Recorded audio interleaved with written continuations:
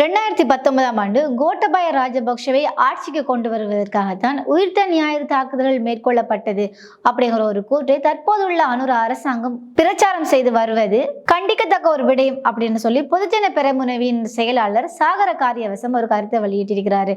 இந்த கருத்தானது கட்சியின் தலைமையகத்தில் நேற்றைய தினம் ஊடகவியலாளர் சந்திப்பு ஒன்றின் போது தெரிவித்திருக்கிறாரு. இதன் போது அவர் மேலும் என்ன சொல்லியிருக்கிறார் அப்படின்னு சொன்னா, இந்த உயிர்த்த ஞாயிறு தாக்குதல் தொடர்பில் தற்போது பல விடயங்கள் வெளியாகி இருக்கின்றன. அதில் ஒன்று, இந்து மதத்தை சார்ந்த பிள்ளையான் சிறையில் இருந்து கொண்டு முஸ்லிம் இளைஞர்களை தூண்டிவிட்டு பௌத்த சிங்கள தலைவர்களை ஆட்சிக்கு கொண்டு வருவதற்காக உயிர்த்த ஞாயிறு தாக்குதல் மேற்கொள்ளப்பட்டது என்று கூறப்பட்டிருந்தது. இதேவேளை தேசிய மக்கள் சக்தியின் முக்கிய உறுப்பினர் ஒருவரின் 2 மகன்கள் தான் அந்த தற்கொலை குண்டு தாக்குதலில் ஈடுபட்டிருந்தாங்கிறத தேசிய மக்கள் சக்தி கட்சியினர் மறந்து விட்டார்களா? கோட்டபாய ராஜபக்ஷவை ஆட்சிக்கு கொண்டு வருவதற்காகத்தான் இந்த குண்டு தாக்குதல் மேற்கொள்ளப்பட்டதாக பிமல் ரத்நாயக்க ஒரு தகவலை வெளியிட்டிருந்தாரு. இதற்கு பதிலடி கொடுக்கும் வகையில் அவர் கூறிய விடயங்கள் என்ன அப்படின்னா, அமைச்சர் பிமல் ரத்நாயக்க சுய சிந்தனையுடன் தான் பேசுகின்றாரா அல்லது குறுகிய கால அரசியல் நோக்கத்திற்காக பேசுகின்றாரா என்பதுதான் தெரியவில்லை. அதே போல 2018 ஆண்டு உள்ளூராட்சி மன்ற அதிகார சபை தேர்தலின் போது ஸ்ரீலங்கா பொதுஜன பெரமுன அமோக வெற்றியை பெற்றிருந்தது. அதனைத் தொடர்ந்து 2019ஆம் ஆண்டு